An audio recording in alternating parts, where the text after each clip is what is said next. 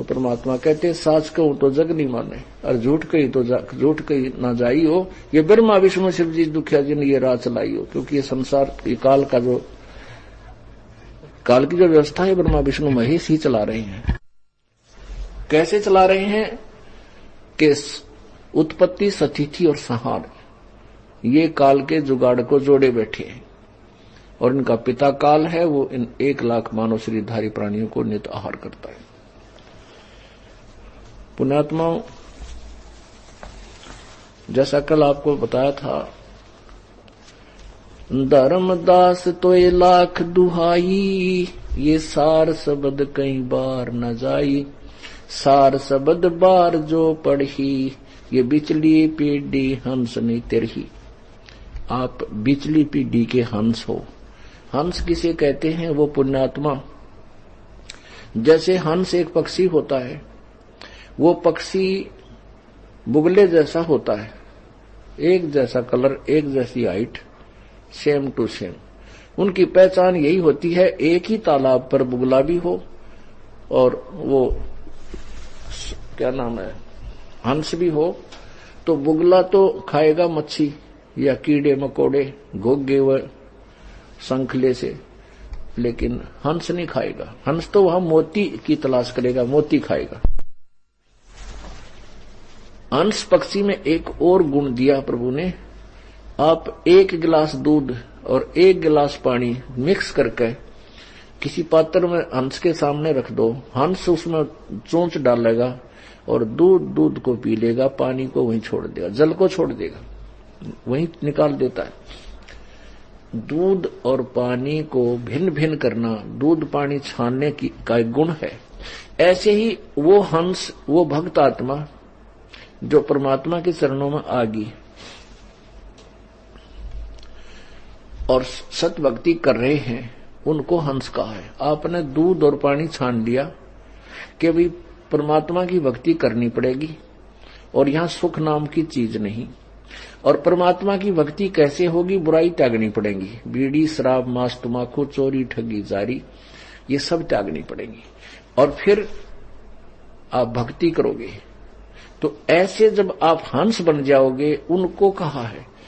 तो ये बीचली पीढ़ी के आप हंस बनाए हैं। इस दास ने, परमात्मा ने ज्ञान दिया है और आपको ज्ञान के द्वारा अंदर से मांझ धोकर साफ किया है, आपको हंस बनाया है।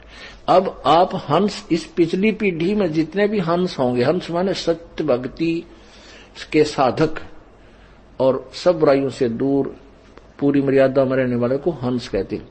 नहीं तो ये और रह जाएंगे, कांकर पत्थर हैं, बुगले हैं, जो भक्ति नहीं करते, मांस मिट्टी शराब माया जोड़न में लगे रहे, वो तो बुगले समझो। वो भी मानव शरीर है, लेकिन हंस वो होते हैं जो सब बुराई त्याग कर सत्य भक्ति करते हैं। और आपने दूध और पानी छान लिया। आप दूध और पानी छानने के लिए आपके अंदर एक गुण दे दिया, इस दास परमात्मा कबीरदास साहिब के द्वारा दिया हुआ है तत्व ज्ञान।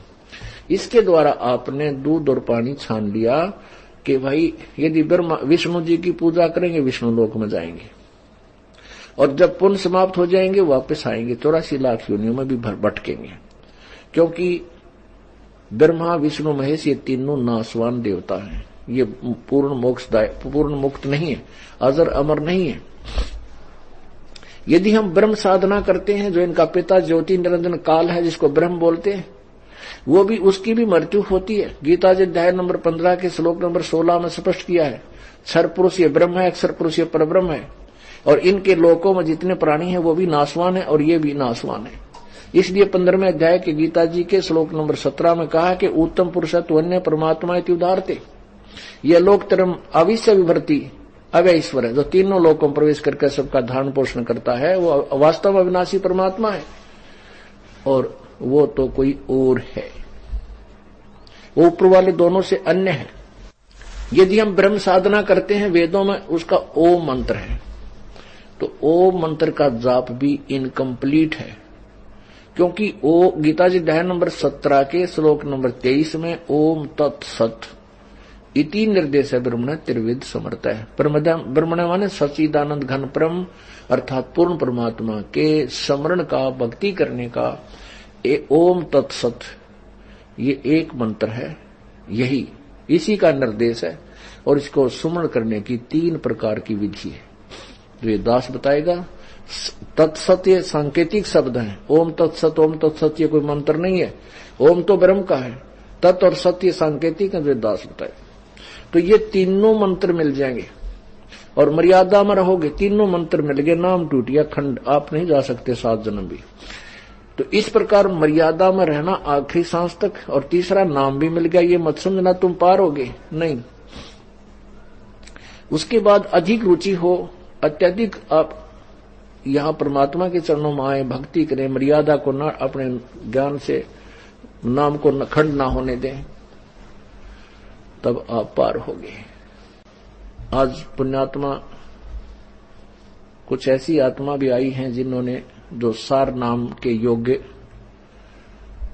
हो चुकी हैं, और जो नहीं हुई हैं उनको और समय दिया जाएगा। अपनी तैयारी करें, कोई त्रुटि उसको दूर करें, अपनी भक्ति कमाई बढ़ाएं ताकि आपको सार नाम प्राप्त हो। पुण्यात्माओं, परमात्मा ने कहा कि धर्मदास तो लाख दोहई, ये सार शब्द की तबार ना जाए। अब ये सारनाम जो है परमात्मा ने किसी को नहीं दिया, अब आदेश दिया है, केवल धर्मदास को दिया, धर्मदास जी को दिया, गरीबदास जी को दिया और उनके संपर्क में जो संत आए उनको दिया। लेकिन उनको कसम खिला दी थी कि आज ये नाम अभी किसी को नहीं देना, सतनाम भी किसी को नहीं दिया गया। सारनाम की तो बात बहुत दूर है। तो पुण्यात्माओं, उसको इसलिए रोका हुआ था, इसलिए गुप्त रखना था कि अब नकली जो संत, पंथ और महंत, यदि पहले ये ज्ञान ओपन हो जाता तो वो सभी यही सुना सुनाया ज्ञान सबको बात बनाते पाते। तो और ये भिन्नता नहीं रहती सत्य और असत्य की। अगर मान लीजिए ज्ञान किसी को हो गया और उसने आगे सुनाना शुरू कर दिया, क्योंकि भक्तात्मा परमात्मा की चाह में बहुत हैं, और उसके इस ज्ञान को सुनकर उसके पीछे भी लाग गई 100, 200, 1000 उसने चेले भी बना लिए, लाभ क्या होगा? क्योंकि उसको अधिकार नहीं है नाम देने का। केवल इस दास के अतिरिक्त विश्व में किसी के पास अधिकार नहीं है सारनाम और सतनाम देने का। एक समय में एक ही संत परमात्मा भेजते हैं। जैसे स्वयं परमेश्वर आए थे, 64 लाख से सोए थे कबीर जी के, और पूरे कितने क्षेत्र में वो 64 लाख से थे, तो वो किसी और को भी बना सकते थे चेले के।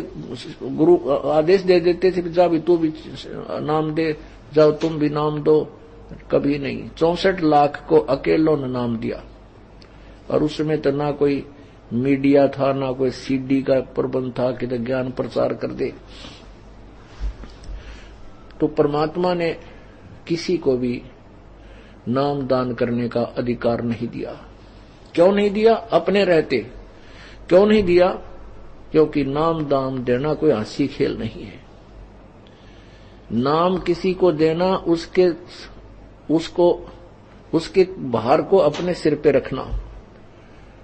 अब जैसे पुण्यात्मा किसी एक सेठ है छोटा सा, और उसने 4 नौकर की जरूरत लगा ली, 4 की तो वो काम चला देगा। अगर वो 1000 नौकर रख ले तो तनख्वाह कहां से देगा? वो तो बाहर बन गया उसके ऊपर, वो जो ना निर्धन हो जाएगा। ऐसे ही पूर्ण परमात्मा कबीर परमेश्वर जी में वो परम शक्ति है, वो कितनी सारा विश्व शेष बन जाए तो वो पार कर सकते हैं। ऐसे ही जिस दास को वो भेजते हैं अपनी शक्ति दे करके, वो जैसे तो वो पार कर सकता है पूरे विश्व को। अब जैसे कोई एक चेयरमैन होता है एसएस बोर्ड का, उसको सरकार नियुक्त कर देती है कि तू ऐसे ऐसे इस सत्र की जो कर्मचारी है उनकी अपॉइंटमेंट कर दे योग्य को। तो वो उसको पेन भी सरकार देती है, इंक भी सरकार देती है, तनख्वाह भी सरकार देती है, कोठी और कार भी सरकार देती है। और फिर वो केवल एक साइन करता है नीचे एक अपॉइंटमेंट लेटर पे, अक्सर वही होते हैं You are hereby appointed for the post of such and such. Your salary will be such and such. And these are the terms and conditions. और नीचे साइन कर देता है। वो मान्य होता है उसका, उसके दस्तक वही उसी इतने ही लाइनों पर, वो 5-4 लाइन लिखी उसने पंक्तियों पर, उसने जो आदेश लिखा है वो साइन उसके हो गए हैं, वो मान्य है। और जिस बच्चे के नाम उसने लिख दिया उसको सरकार नौकरी देगी, पूरी व्यवस्था देगी और पूरी सुविधा देगी। उसका कुछ नहीं लगा, सरकार देगी, लेकिन दस्तक उसी के होने चाहिए। अपॉइंटिंग अथॉरिटी वही हो, सिलेक्शन अथॉरिटी। तो इसी प्रकार यदि उन्हीं 4 लाइनों ने कोई याद कर ले, इसी प्रकार कोई कागज प्रिंट करवा ले और नीचे अपने दस्तक कर दे, तो वो कितना मान्य नहीं। और ना उस जिनको वो बनाकर देगा वो अपॉइंटमेंट लेटर, सिलेक्शन लेटर, उनको कोई लाभ नहीं होगा। आज आप बुद्धिमान हो, शिक्षित हो, बहन बेटी भाई बुजुर्ग सभी शिक्षित हैं और आप खूब समझते हो इस व्यवस्था को। इसलिए ये ज्ञान परमात्मा ने इसमें इसका ढोल बजाना था और सारे विश्व में इसको पहुंचाना था।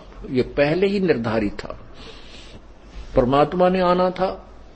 जैसे आपने कब कबीर सागर में पढ़ा कि बर में पंथ में हम ही चलावें, हम ही चल आवें, चल कर आएंगे, और सभी पंथ मिठाकर एक पंथ चलाए।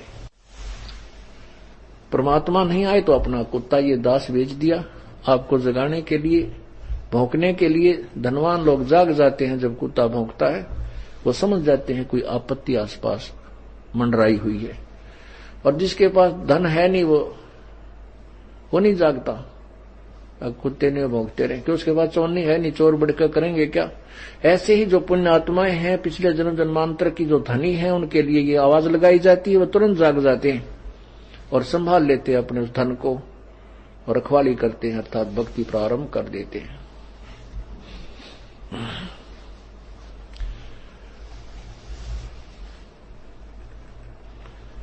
तो परमात्मा ने पहले नहीं बताया, अब के लिए गुप्त रखा था, और अब ये दास भेज दिया अपना। आप कितने पुण्यकर्मी हो, इस बिचली पीढ़ी में जन्म आपका और मनुष्य शरीर, और फिर आपको यहां प्रवेश प्राप्त। आपके पुनों की गणना हो नहीं सकती। लख बर सूरा जोज ही लख बर सावदे, लख बर यति जहान में जब किधर सदगुरु शरणाले। होय धर्मदास के बारे में परमात्मा ने कहा कि तने कोट जन्म तक मेरी भक्ति की है, जब आज सार नाम योग्य हुआ तो केवल धर्मदास को सार नाम दिया था, उसके बाद उसको बैन लगा दिया था कि तुझे कसम है किसी को नहीं देगा, ये पिछली पीढ़ी के हंस पार नहीं होंगे। पहली पीढ़ी वो 64 लाख शेष थे।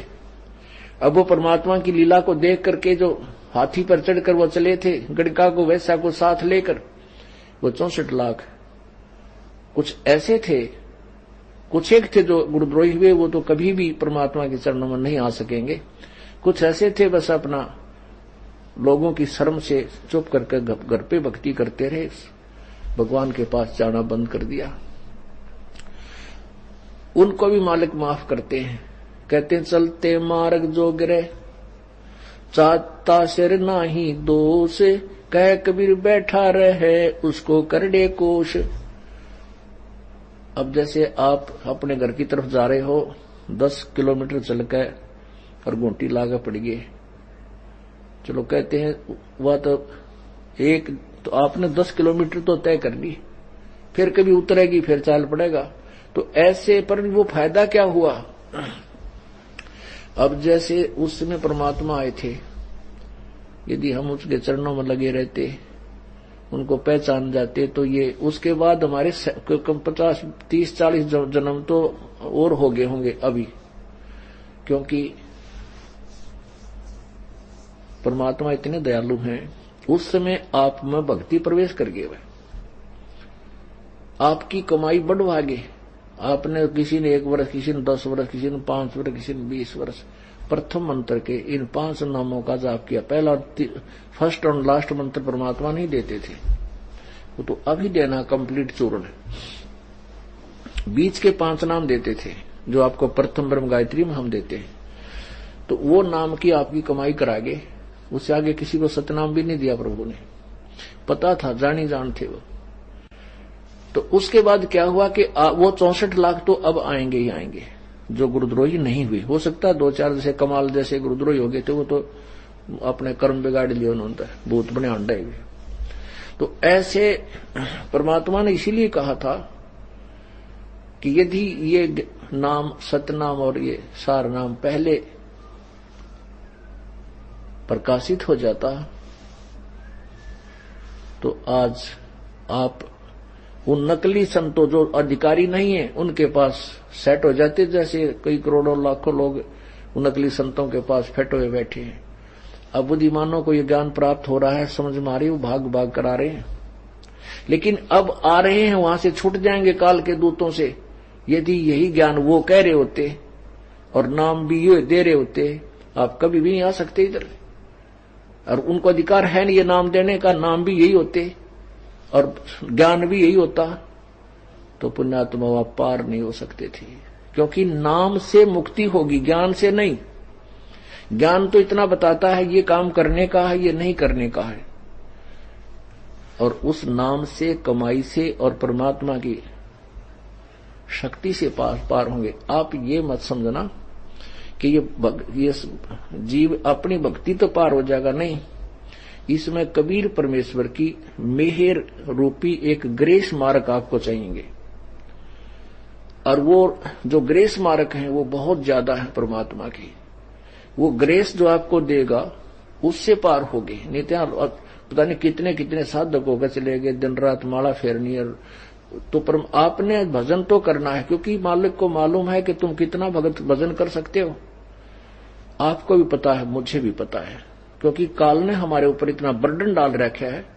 सारा दिन 2 पैसे 2 रोटी के लिए हमें चैन नहीं दिन रात, और इसमें भी जितना भी हमें समय मिलता है अपना कसक के साथ, चाहे 1 घंटा, आध घंटा, 2 घंटे, 5 मिनट, इतना ही हम वजन कर पाते हैं। परमात्मा ने पहले तो ऐसी विधि बता दी कि एक का सिमरन ढूंढा ठा दे, इतनी कमाई सत्य नाम की, लेकिन उसकी होगी जो मर्यादा में रहेगा।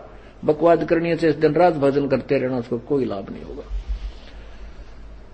और फिर भी हमारे ऊपर कर्जा बहुत है, क्योंकि हम बहुत असंख्य जन्मों से काल के इस जहाज में, पृथ्वी रूपी जहाज में, ऊपर के स्वर्ग रूपी जहाज में और सवारी करते फिर रहे हैं।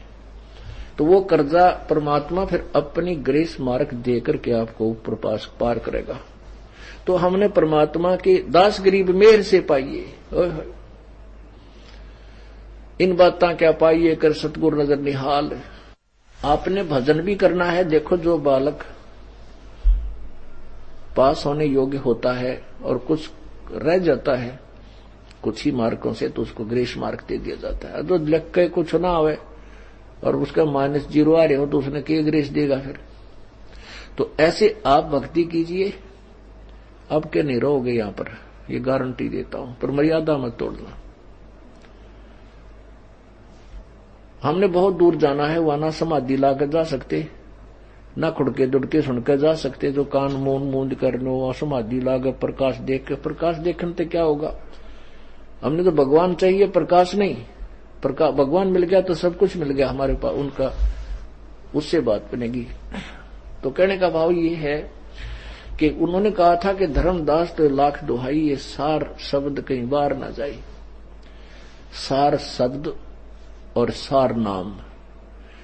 अब सार नाम जो है आपको दिया जाएगा, सार शब्द के विषय में भी फिर आपको समय आने पर योग्य होते जाओगे, वो भी आपको उपलब्ध कराया जाएगा। तो सार नाम ही प्राप्त, पहले तो सतनाम प्राप्त होना बड़े पुण्य की बात, आपके ऊपर बड़े रहम हुआ। अब इस कलयुग में पार करना है, 4 महीने प्रथम नाम जाप करा के आपको सतनाम योग बनाया जाता है, और सतनाम का फिर आपसे बहुत समय दिया जाता है कि आप इसका खूब डट के कमाई कर लो। कमाई के बिना सार नाम आपको नहीं मिल पाओगा पुण्यात्माओं जैसे, क्योंकि आपको पता लग गया कि सार नाम बिना मोक्ष नहीं, और चिंता भी बनती है कहीं भाई मृत्यु ना हो जा, रह जा बात अधूरी। यह भी बिल्कुल सही है, लेकिन समय से आपकी भक्ति जब तक नहीं होगी पूरी, नाम आपको सार नाम नहीं मिलेगा। ये क्या है, जैसे सतनाम क्या है? जो प्रथम मंत्र है वो तो समझो आपकी ऐसी व्यवस्था करेगा जैसे आपने जमीन ले ली,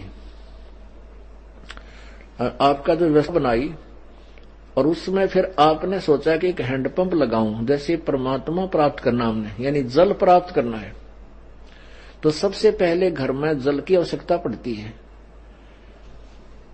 तो जैसे हमने जल प्राप्ति करनी है तो उसके लिए क्या किया, पाइप खरीदी जो उसमें हैंडपंप के अंदर डालती। तो पहले मंत्र की जो कमाई है आपकी, उससे आपको सतनाम मिलेगा। ये हैंडपंप की पाइप जो समझो ये सतनाम है।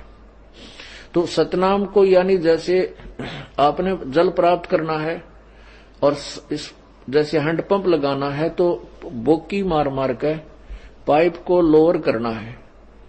बोकी मारते रहते हैं और पाइप को नीचे चलाते रहते हैं। तो जब पानी के निकट, जल के निकट पाइप पहुंच जाती है तो बोकी मारना वो जो मशीन लगवाने वाला बंद करवा देता है। जो मिस्त्री होता है, हैंडपंप लगाने वाला जो कारीगर होता है, वो मजदूर से कहता है कि अब रोक दे। वो देख लेता है मिट्टी से कि अब जल पर पहुंच चुकी है ये इसकी खुदाई। उसके बाद वो क्या करता है, फिर मशीन लगाता ऊपर ऐसे हाथ से हिलाने वाली। तो अब समझिए इस पॉइंट को, जो सतनाम है श्वास उश्वास, जो 2 अक्षर के मंत्र की या बोकी लानी है आपने, और ये दास है मिस्त्री कारीगर जानकार इसका, कि जिसकी मिट्टी ठीक आएगी उसके ऊपर मशीन बांध दी जाएगी। और ये जो ऊपर वाला हैंडपंप है, ऊपर वाली मशीन है, वो सार नाम समझो। और सार शब्द आप समझ गए होंगे क्या है, किसके लिए प्रयत्न हो रहा है।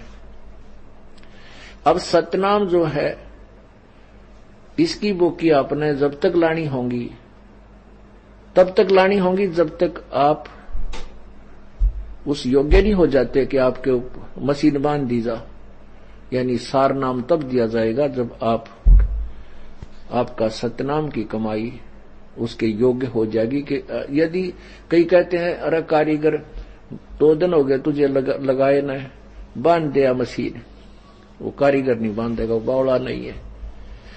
और कोई धक्के धक्केगा तो छोड़ा बांध दे इसने, हम तुमने तो बांध उसको डाल भी देगा, उसके ऊपर रख भी देगा, तो वो क्या काम आओगे, लाइन से पानी टोक पावा नहीं। तो पुण्यात्माओं, हमने प्रभु पाना है, प्रभु पाने के लिए ये सतनाम आपकी वो कमाई है, तो आपने इसकी बोकी मारते रहना है। जब ये दास देख लेगा कि योग्य हो चुकी है, उसी समय मशीन बांध दी जाएगी। फिर आप उसने फिर लाके देखिए, डूंडा पाटेगा पानी का, वो परमात्मा आपको मिलना प्रारंभ होगा, और उसकी भी विधि है आपको बताई जाएगी। तो ऐसे आपको बुलाया जाता है। जो परमात्मा पाने के लिए तो राज त्याग दिए लोगों ने, राजाओं ने राज त्याग दिए, शरीर की परवाह नहीं की, ऋषि महर्षियों ने शरीर अपने गाल दिए। और तुम 2 दिन का काम नहीं छोड़ सकते, तुम 7 जन्म भी योग्य नहीं सार नाम के। ठीक है, सतनाम आपको मिल गया, इसकी कमाई करते रहो, इसका भी लाभ आपको मिलेगा, लेकिन मोक्ष नहीं है।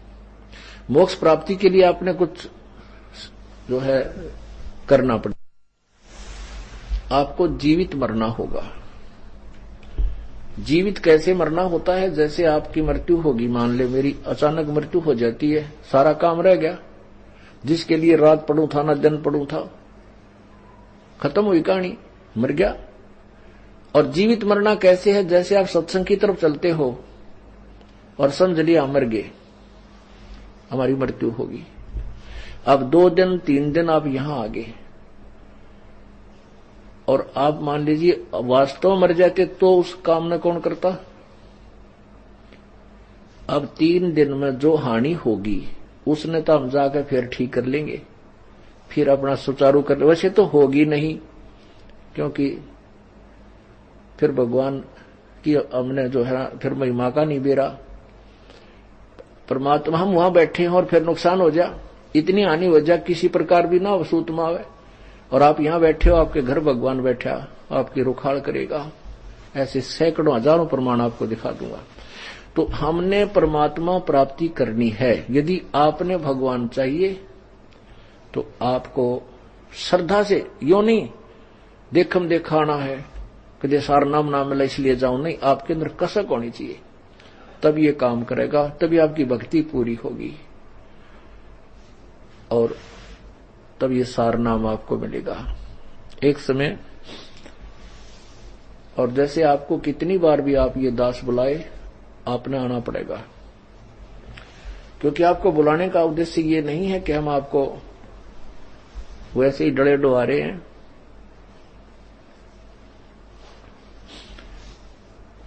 आपने तो यहां सबको छोड़ के चलना, सतलोक जाना है। तो यदि आपसे थोड़ा बहुत घर कुछ समय भी नहीं छूटता तो उसके योग अभी हुए नहीं हो। कोई नहीं, आप भक्ति करते रहो, इस जन्म ना फिर अगले जन्म में कभी आपको सूत बैठेगा, कभी मनुष्य जन्म होगा, फिर देखी जाएगी। तो इतने झंझट में पैर दे कोई ना समझदार आदमी कि असंग जन्म हो गए हमने, और पार ना हुए तो यह बीमारी फिर मान ली इस कमाई से जो आपको कराई जा रही है, आपका धन ये बहुत संग्रह हो रहा है, आपकी मृत्यु होगी।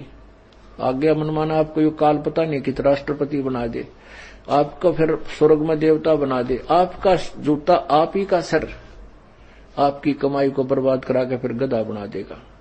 तो ये ज्ञान बार बार क्यों रिपीट किया जा रहा है कि आप समझ सको काल के जाल को और इस जन्म को घना ना बढ़ाओ। बार बार ये सुअवसर नहीं होता। मनुष्य जन्म का मिलना, ये तत्व ज्ञान की प्राप्ति, परम संत का मिलना, ये तो असंख्य जन्मों के बाद ये सारे नंबर मिला करते हैं। और फिर परमात्मा कहते समझा है तो सिर दर पाओ, बहुर नहीं रे ऐसा दाओ, जैसे मोती ओस का ऐसी तेरी आव, गरीबदास कर बंदगी बहुर नहीं ऐसा दाओ।